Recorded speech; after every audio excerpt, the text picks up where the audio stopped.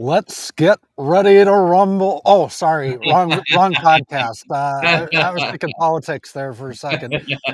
Good morning, Tracy. It's another fine Thursday morning, It and what a beautiful how backdrop. you doing? Huh? I Today I am doing amazing. Had already a great call that I've already got to serve another one of my clients in, and so it's been a great morning already. Yours looks beautiful. That backdrop, is that your backyard? No, no, no, no. I'm out in the woods. You know, Okay. that's the All right. nice thing about I guess being in near the city, but in the woods is you still get 5G and you can do things from anywhere. So Nice. Love I it. like to be outside as much as possible. So, I know a lot of companies that are out in the sticks, they're out in the woods, and they're actually lost in the woods. oh, whoa, interesting parable there. Yes. What are we talking about today? Well, Sounds let's like it sounds like you got an idea. I do, and being lost in the woods is a sucky feeling. So I have to illustrate this. What I was thinking when we put this one together. We're going to be talking about the horrors of not horrors, but horrors of desperate hiring. Um, when I was a kid, we moved from Seattle, Washington, to Cincinnati, Ohio. I mean, this is a cross the nation trip, and I was only about 5 years old at the time. My father, brand new there. He was a jogger. He was in track in high school and everything. So, being still younger, he liked to go running and kind of run his stresses out and stuff like that, like most runners do. And so he invited me to go. He said, "Hey Trey, let's go back into the woods and because the church behind us had 11 acres of trees that were our property, but we didn't realize how much forest was actually behind us. There was a trail, and he said, "Let's go jog the trail." So, here I am, just a little tyke jogging it. But I'll never forget this. Even though I was super young, we got lost. And like we went on one trail on another trail, and for a couple of hours we were lost. In fact, we had church service that night, and he was supposed to be teaching, and we almost missed the entire church service because we were lost in the woods. Wow, We took lost in the one trail woods. after another trail, and then we find ourselves off the trail. And when you get off the trail, the beaten path, and you're trying to blaze a new trail like Daniel Boone or something like that, you can get pretty steeped up in being lost. And so today, I think that there's some companies that are lost when it comes to hiring the right individuals for their organization. Sounds interesting. So let's talk about what do we want to get from this conversation? What's the outcomes here? I think one of the outcomes for me is I just worked with a company just this last week, and when we came down to the end of we were talking about, it seemed like the same person was coming up, their name was coming up, and I just asked, knowing what you know right now about that individual, would you hire them again? No. I mean, like, they know they would never hire that person. Then why are they still on your team? And instead of, I didn't have to say, why are they, because they got it, right? As soon as they say no, I said, oh. And they're like, oh, they knew they shouldn't be on my team because I would never hire them again. So instead of, enough was said, I didn't have to go there and like, well, why are they still there? I just went back to what led you to hire them in the first place? Well, Tracy, we just needed people. And so the outcome would be, how can we help business owners not be so desperate that they make a poor choice in hiring, because it can upset the entire apple cart, though the one bad apple spoiling the whole bunch and stuff like that. So that would be one outcome that I'd love to see us, just through wrapping it out and blending together our expertise. What can we do to help save them from desperate hiring? Wow. Yeah. Yeah. So to me, desperate hiring and just from the horrors are pretty obvious, right? I mean, Right. it's kind of almost a interesting headline because I feel like I'm, watching Netflix and we're talking Friday the 13th. I'm going to lose my entire staff to that one killer who's killed everybody from a bad apple perspective. Um, what leads companies into a desperate hiring scenario? I mean, it's generally small business that ends up in this scenario, right? It's not. Yep. It's hopefully larger corporations have had it put together at this point where they're properly planning resources for upcoming projects or for their targeted growth, and they kind of know what the resource load is when they need those resources. Um, Sometimes, and this pandemic showed this, and up to now, is that there's the market's a little tough right now Mhm. because it's hard to find qualified people, Mhm. which can lead to kind of a desperate hiring situation. Yeah. Um, Not understanding your growth or what your planned growth is can cause desperate hiring. Yep. Getting a getting and this is like the good and the bad.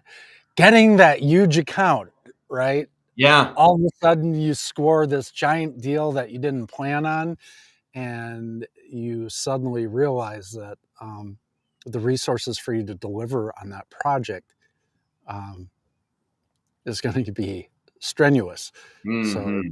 you could end up in a desperate panic to fulfill that project, hire the wrong people from a desperation standpoint, and then end up killing your deal because you hired the wrong people to Absolutely. Yeah. deliver on the And project, right? that's I love what you're talking about because it's like one thing feeds the other. So when we this is a powerful question you asked, what leads a company for desperate hiring? You mentioned like, exponential growth. I mean, like we grew so fast, like we had to find bodies. But then like when you go to the marketplace to find those people, you're looking for those people and you see a lot of people standing idle in the workplace. You see them like, they really don't want a job. They really would like to just kind of keep their unemployment check coming in, but they have to be, like, well, I have to at least pretend like I'm asking people for a job. And you don't want them on your team, but they're the only ones that you think. So there's this lack or this perception of lack of talent in the marketplace. And one of the organization I worked with, they said top talent already has a job. I was just going to tell you took it away from me, man, Oh, I'm because so is sorry, that Paul. is the key. They're already working for someone Yeah, else. they're Yes, not the ones, that was the big problem. desperate hiring. You're looking for people that are available. Well, the people that really want to work for your organization, that they're probably unhappy with where they're at. But I think one thing that leads to desperate hiring that I was going to mention was high levels of turnover. You have people leaving your organization, and I've just seen witness this in the quick service industry. When I see people, okay, you're thinking, why do we have such a thing of turnover? And we got to find bodies. We got to because you still want to keep up with the volume, but it could be that what led to desperate hiring started at the leadership level. You were mistreating your team. They were leaving. And by the way, I think mistreating your team is not training them properly. You're mistreating them because then it sucks for them because like I come in here, I'm supposed to do this job. I want to do good, but you won't tell me what I'm supposed to do. And now I'm bummed out about it. I feel embarrassed. I don't have any confidence because I'm not trained. I'm not doing this anymore. They last like 2 weeks, 3 weeks, and they bounce. And now you got to find somebody to replace. And it's just kind of like this cycle going down, going down, going down. It's like flushing commode. Yeah, there's a lot to unpack there. So uh, the a couple of the points that I think are really important is quality talent's already working. That's like a huge point. So what do we do to get quality talent? A lot of times we have to use recruiters to do that because we have to go steal quality talent from other companies. And Mhm. I like to use the NFL for this example because you watch, Dun, dun, dun, dun. all season long they play, and then near the end of the season they start pulling players from other teams. They go recruit. They've got their final day that they can, get their team together and ready.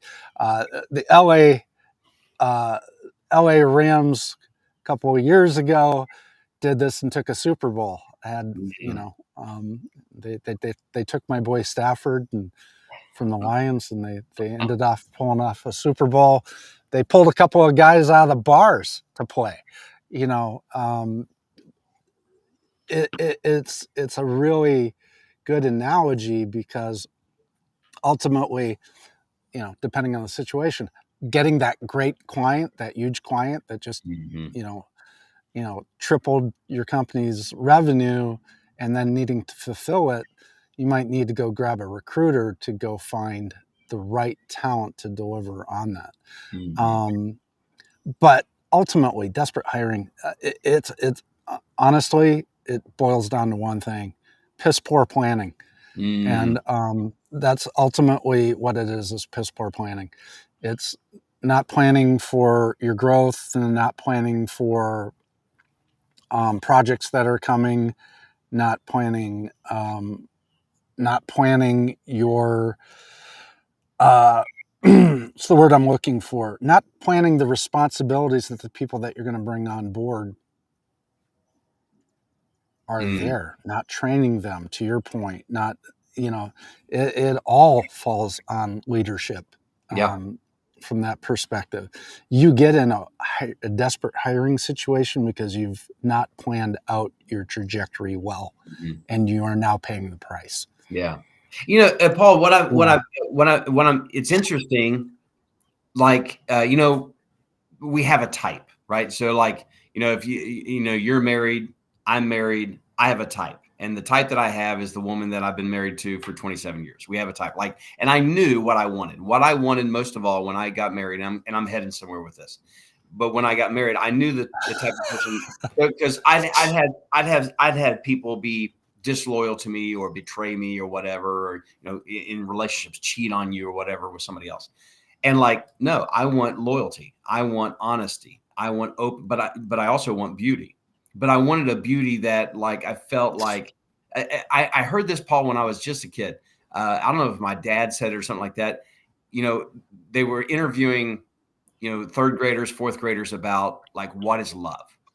And some of them were like, well, what is true love? True love is when, the girl puts on smell good and the boy puts on smell good and they go out and smell each other. Like, that's true love. That's, like, just funny. But then one that I really wrapped my head around was, somebody loves you with true love when your name is safe in their mouth. And, like, that really great. So I was always thinking, the woman that I want to marry, I want to know that my name is safe in her mouth, that she's not going to talk bad about me, that she's going to be like, I want to be that hero. I want to be that person. Well, when I was dating who would become my wife, that's how she made me feel. Just when she said my name, I felt special. So, leading this over into hiring desperately, you may not know exactly who you're looking for. Like, you've never created that employee filter. Like, what is the person that I'm going to be hiring? What's their character like? What's their skill level like? Do they have and support the same values that I have? Are they like-minded? Now, I don't care if they're a blank canvas, but they still got to have good character. So I think a lot of companies, I've helped them out with just, okay, who are you looking for? Well, I just need somebody. Well, you can get somebody, but it's going to smack of desperation. When you get that person, it'll be the wrong person. They got a felony or whatever, whatever the story is, or just they're not allowed to be around kids for some reason or whatever, because you're just looking for anybody. But you need to look for that but specific. that just goes right back to piss poor planning. And honestly, let's just take that back to like the first 13 episodes that we've ever done, where we talk about vision, mission, and values, right? And then aligning the vision, mission, and values with your hiring. Yeah. I mean, to your point, that criterion, that who do I love criterion, number one is that we're all pointed in the same direction, right? You wouldn't have a great relationship with your partner if you guys weren't pointed in the same direction, wanted the same things, and are working Right. towards something. Yeah. All of those things. Well, for lack of a better term, your business is your love too. If Yeah. you don't aren't clear on your if you're not clear on your vision, mission, and values, how can you bring somebody on board who aligns with those vision, mission, and values. And if you're bringing people on board that don't align with your vision, mission, and values, that's a desperate hire. Mm-hmm. Okay, that is filling a seat to get some menial task done, and then now you have to deal. Again, it's Friday the 13th, right? Yeah. You just hired Jason. He's going to kill the rest of your employees. Yeah. He's going to run Okay, everybody off. straight up. He's gonna bring out the hack. Yep. He's gonna hack you up internally. He's gonna hack up all of your employees. It's gonna create um, he's going to create conflict. He's going to talk badly about the company, about other employees. Going to talk bad about the company and other employees to customers and Mhm. all of that. Or he's going to treat the customers poorly because he doesn't align with the company. And now you've got this mishmash nightmare and all these dead bodies and blood Yeah. all over the walls in Mhm. your business. And by the way, the consequence of that is Oh, that your yeah. business slows, Yep. your Your business best people leave. slows, you lose customers, Mhm. you lose other employees. Yep.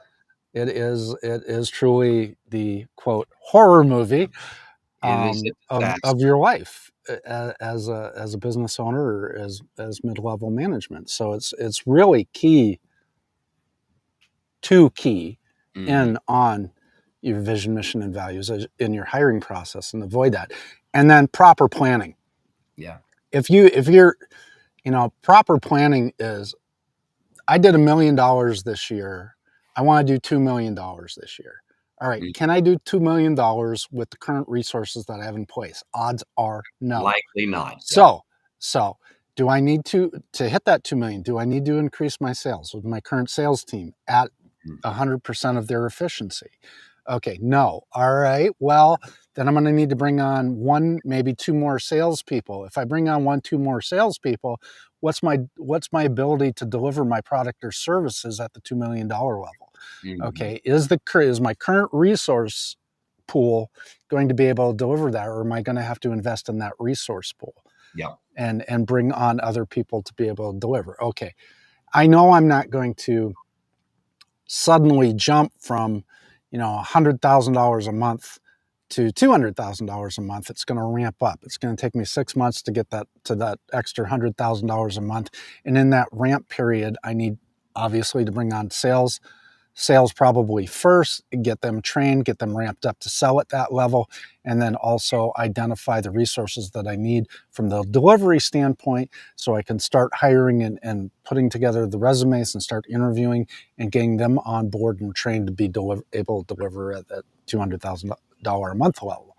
Yep. That's planning. That is proper understanding the resources and then also understanding what can go wrong. Okay, this whole plan is great to get to $200,000 a month or $2.2 million a year.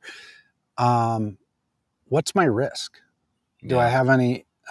Do I have any laws that are going to impact the way I do the business? You know, uh, is there an economic environment that may impact this, or maybe I have to expand from the standpoint of the market that I'm in is small. Maybe I have to open a second location or find a way to market my service in another geographical area. Or, if you're an internet business, that's not really a question, but it's understanding all these little cogs Yeah. in the system so that you can ensure that you have the right resource load and the right resource plan to deliver Mhm. and to sell. And if you're not doing that, then you're being reactive, Yeah. right? Oh my God, I just sold the deal. What do? I don't have the people. Or, oh Mhm. my God, I hit the numbers that I expected to hit. Now my delivery team's all screwed up. Or, Mhm. and understanding the market's not just, it's understanding the employment market too. It's Mhm. understanding what's available. Can I get quality by just putting resumes up or putting a request for resume on Monster or Yeah. LinkedIn or whatever? Or do I need to go find high quality talent and pull them from another company? And if I Mhm. do, I'm going to need some help from a recruiter to get that accomplished, because that's not my expertise. Yeah. Okay, I'm not going to drop doing business to go find this person. I'm going to spend a few dollars to go out and find the right person that's going to come in at the level I need to come in with their legs already in motion, Yeah. right? Paul, I Do was thinking, like, when you're I mean, like, I love the what you went deep on the planning part of it. One of the questions that I'll get, how can I afford them? I can't afford, like, one that leads to the desperate hiring is, to your point, when they're thinking, like, this is I know the type of person I need. I need a person like that person. Like, well, but they're already working a job. That doesn't mean they're happy with the job, but it just means that they already have a job. There may be somebody else just like them. Maybe they are happy, but there's somebody like them, equal or better than they are somewhere else. And one of the drawbacks or one of the ways that a business owner could sabotage their talent seeking is they think that they won't be able to afford them. But my thinking is you can't afford not because like you can afford the bottom feeders, the desperate hire. You can afford them, but when they come into your business, to your point, blood all over the walls and things like that, you can't afford that. But when you think well, about bringing in the right person, they're going to bring in a level of revenue that, like, to your point, it takes you from 1 million to 2 million. Could you afford them then? well, it's so that is so a mindset issue, wrapped around a business person. You have conservative business people, or what I'll call accountants, and then you have revenue guys who look at revenue. I can't afford them doesn't make sense to me, because you're not paying for them. It's the They're new paying for you. customers you're bringing on board that's paying for them. Yep. I if you have confidence in your product and you know you're on a growth trajectory, then it's your new customers that are paying for your new people. Right. That Right. straight out. You have a customer base right now that pays for the people that you have right now. If you Mhm. add new customers, you add new employees, because the new customers are going to pay for the Mhm. new employees. Okay, Yeah. straight out. So can't afford them shouldn't be in, but it does go back to mission, vision, values, because when you're out there recruiting and you're looking for that, you need alignment. You need Mhm. them to buy in the mission. To your point, they may not love their job, and that is probably because they're not aligned with the company that they're in. If you align better, you may not have to overcome their salary by much, because you align with them from an operational perspective. Mhm. So, Yeah. and that, and, money is one thing, fulfillment is a whole nother thing, right? Yeah.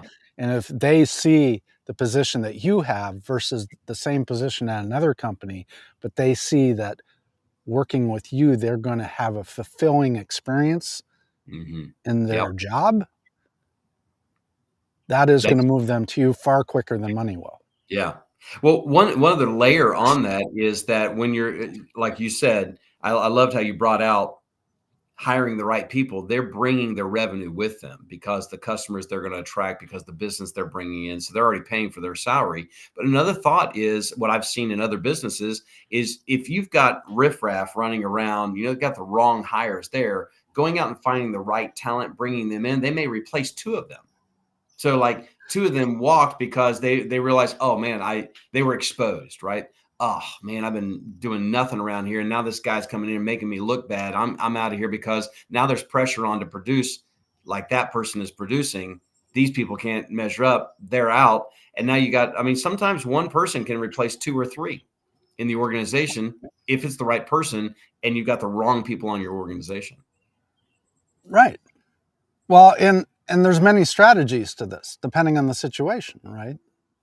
Just last week, I negotiated a distribution deal in Italy, right? Mm, So the company can't afford to pay for marketing in Italy. It's just we don't know the market. We're just uninformed. I mean, we right. do a lot of research. We can spend money on consultants, go over there, but to me, I was like, let's put enough in the product, right? And let them sell it, and we'll train them on how to do it. and they mark the product up, and we just support them, and then they go off and running. Now there's buy-in from both sides, right? There's Mm. a distribution agreement, and they're going to put so much marketing funds in to sell the product because they align, Yeah. right, with the product and the service, and how it all goes. So they're as excited about it as we are, and they're going to put their money in. So I'm not paying anybody. I'm paying for performance. They're Yeah. getting to mark up the product. They order X amount of product from us, and they go sell it in Europe, and boom, boom, boom, it's all done. It didn't cost me a lot except for my time to negotiate and get that deal moving forward, because the strategy is not to bring a salesperson on board to expand the market. The Mm. sale the strategy is to use a reseller model. Hmm. Okay. Also, in the pardon me, Hmm. in the interim, as you're building that, can I use subcontractors to do Yes. certain I non-material know. things Yep. in this growth procedure to get these things done, and slow my hiring process and use a subcontractor to Yep. deliver on the product in the way that I need them to deliver until I can get the right employee or get the revenue to hire the employee that I want. Hmm. Yeah, I love Okay. that when you go Depending through on the your situation. when you go through your products and services, what are the deliverables? Some of them are project based. And so I love Correct. what you brought out about the subcontracting, because you may be high, you may have two people that are working on something that's not an ongoing mission. It's just a simple project. And so you can have, like, like working on a website. Well, maybe that's not the best use, because there's going to be a time when that website's going to be done and it just needs to be maintained or monitored. Hire that out. Like, we don't have somebody, two people looking at this one thing. Hire it out. They're going to get it done faster for you. It's going to be done quicker. And like the subcontracting, maybe for an entire year, I was the hiring manager for two quick service restaurants. Now, my like what I the value that I was bringing in because of my experience in it, like, far exceeded, and the time that I was able to commit to it versus somebody who's, on the line, shoving tacos off out the counter. They weren't able to commit to that. I was able to set them up, tee them up so super nice with the right people, to where almost every time they interviewed, it was like, oh, this is a no brainer. Yeah, I want this person. Now, not everyone we got right, but when I put a candidate in front of them because of my expertise, so for 1 year, that investment, and now they've got a sustained 40 employees in one store, 27 in the other store, but they don't have this huge turnover anymore.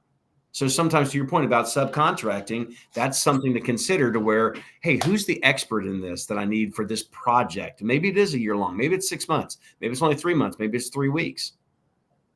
So we don't have to allocate those resources the other direction Yeah. to The stand around. most subcontracted uh, oper, operational in the country is the accounting function, right? Because you have to Mhm. get so big Yes. before you need, an onboard CFO Yeah. or accounting function within in your business. It's a no brainer for everybody, but Yeah. it seems that most can't think beyond the accounting function for that. But there are marketing functions, there are Yep. social media functions, there's all kinds of functions that you can subcontract out because you're not big enough quite yet to have that fully on board. So there Mhm. are a lot of functions that you can keep the cost low because you only need them for a few hours a week, Yep. and you don't need to bring on a full person. And the other thing that is focus, right? So Mm. there's a lot of companies out there that hire a person on and expect them to be the jack of all trades. Sure. Sure. That is the most frustrating job experience there is, right? Mhm. Yeah. I opened the company and I did everything. So the next person you hire, you think that they should be able to do everything. Yeah. And that is And it's the not their quickest working way to genius. create job dissatisfaction, right? Yeah. Right. So the key is to focus, to put buckets of responsibilities together, like responsibilities, and hire a person to take those either inside or outside the organization. But Mhm. it's all based on a strategy that is born of your revenue goals Hmm. Yeah. and hiring to your vision, mission, and values. Hmm. Well, I think that, That's the biggest way to avoid having the Friday the 13th mm, death of your staff, in this desperate hiring situation yeah, and I that mean, you like, have. for our viewers, I mean, being flexible and creative, it could be like, to your point, you're like, I got this job description, I want them to do this, da, da, da, da, da. And I found this one guy, and he loves doing these, he hates this and this. I'm going to go ahead and hire him. Well, he's going to be miserable in these things that you're in the job expectation. He's going to love this over here. Why not consider two part-time employees that both love these two different things that are not even in alignment with, the one job description, like this one role, this one function? Get creative. It's your business. If it's your business, then you get to create that role. Sometimes it may be just a new role that is not even on your organizational chart that you want to create. And maybe it's like, hey, I've never looked at it this way. You spin the beach ball around and now you're looking at it from a different perspective. This is not one job. This is actually two, or this is not two jobs. This is actually one. And then Mhm. you consider it from that point. Paul, I think you mentioned, you went down this, and I don't think that we gave it enough time, and maybe we can just spend in the last few minutes on this one. You were talking about fulfillment in the workplace. Yes.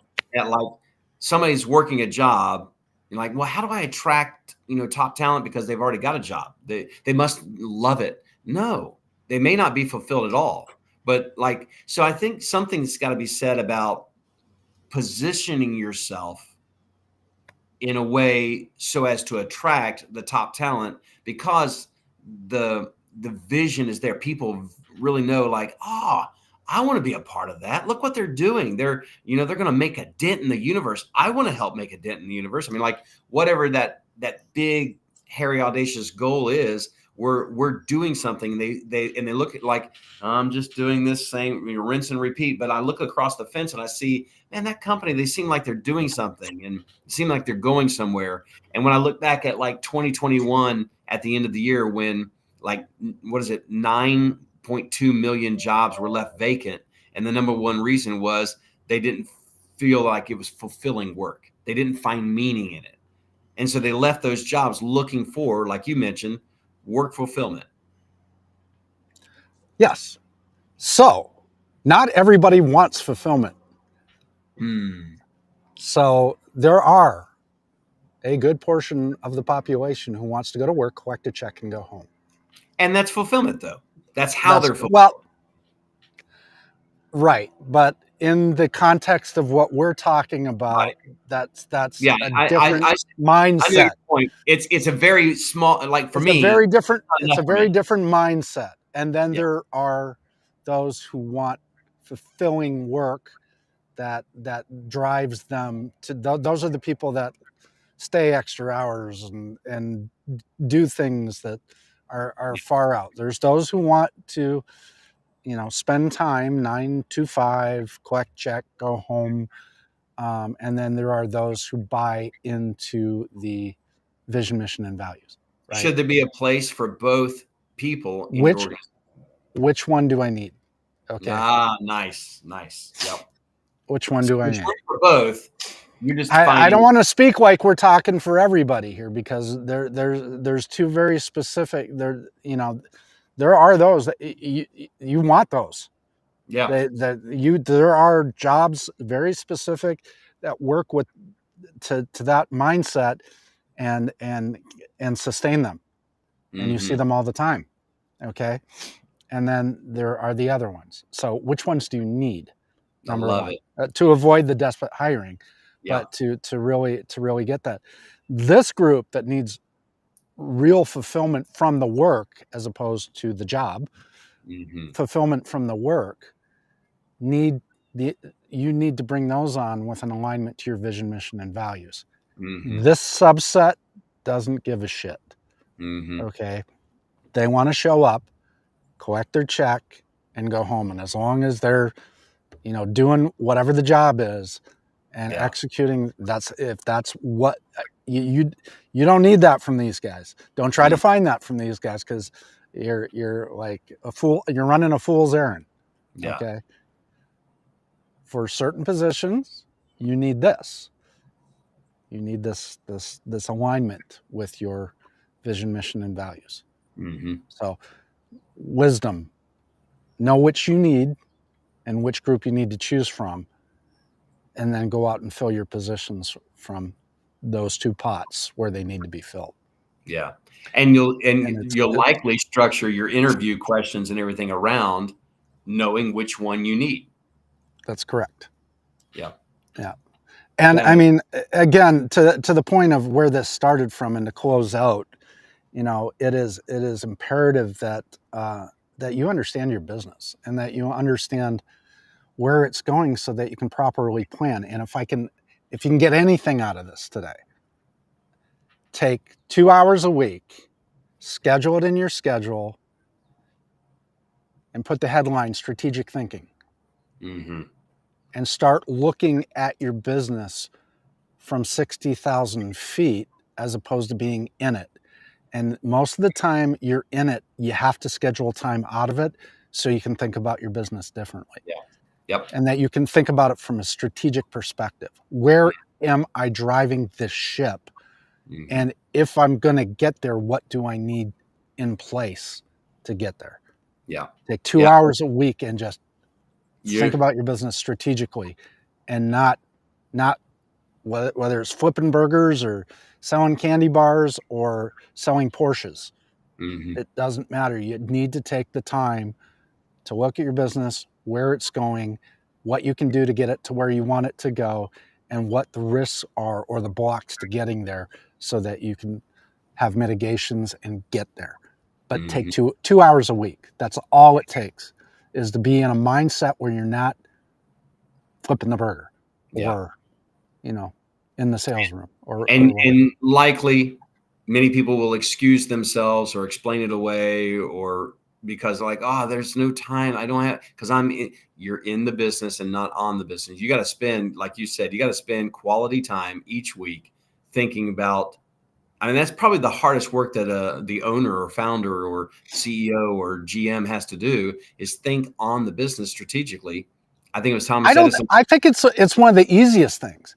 What I think is that we forget to schedule the time to do it. We don't commit to doing it, so it never gets done. Hmm, I And think then and then you have these dreams late at night. Oh, I should do this or I should do that. It gets lost by morning time because you haven't taken the time to write it down and think about the strategy to get to that. mm, Everybody's got ideas. Everybody's got strategic thinking is actually kind of simple, because once you come up out of the daily operations, things clear up. It's a very clear perspective. The problem is people don't commit time to doing it. And once mhm, you commit time and you bring yourself out of all that, then you think about it like I'm sitting in the forest right now. I can't see past these trees. mm, But if I get in a helicopter and I go up to 60,000 feet, I can see the lay of the land, and I can see I want to be over there. So, oh, here's the route. yeah, It's not that difficult.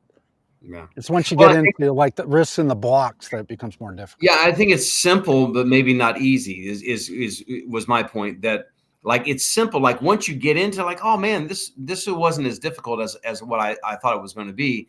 But it's not easy to put yourself in that position to be thinking on the business, and that's one of the biggest things that I've consulted for or coached through is when do you spend time thinking on the business? Oh, I'd love to, but I can't. But because they think it's going to be too difficult. There's really nothing to it just to do it.